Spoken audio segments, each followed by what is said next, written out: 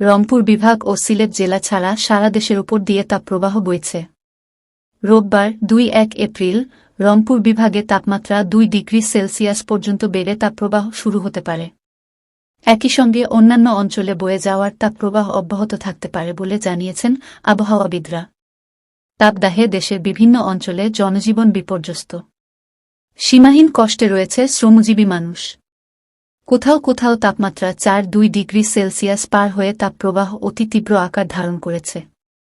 শনিবার দেশের সর্বোচ্চ তাপমাত্রা ৪-২.৬ ডিগ্রি সেলসিয়াস ছিল যশোরে। চুয়াডাঙ্গায় ৪-২.৪ ডিগ্রি ও পাবনার ঈশ্বরদীতে সর্বোচ্চ তাপমাত্রা ছিল ৪-২ ডিগ্রি সেলসিয়াস। ঢাকায় সর্বোচ্চ তাপমাত্রা রেকর্ড করা হয়েছে ৪-০.৪ ডিগ্রি সেলসিয়াস। আবহাওয়াবিদ মো. ওমর ফারুক জানান, পাবনা, যশোর ও চুয়াডাঙ্গা জেলায় অতি তীব্র তাপপ্রবাহ বয়ে যাচ্ছে। রাজশাহী জেলাসহ খুলনা বিভাগের অবশিষ্টাংশ এবং ঢাকা বিভাগের উপর দিয়ে তীব্র তাপপ্রবাহ বয়ে যাচ্ছে। ময়মনসিংহ, মৌলভীবাজার, ফেনী, কক্সবাজার, চাঁদপুর ও রাঙ্গামাটি জেলাসহ বরিশাল বিভাগ এবং রাজশাহী বিভাগের অবশিষ্টাংশের ওপর দিয়ে মৃদু থেকে মাঝারি ধরনের তাপপ্রবাহ বয়ে যাচ্ছে এবং তা অব্যাহত থাকতে পারে।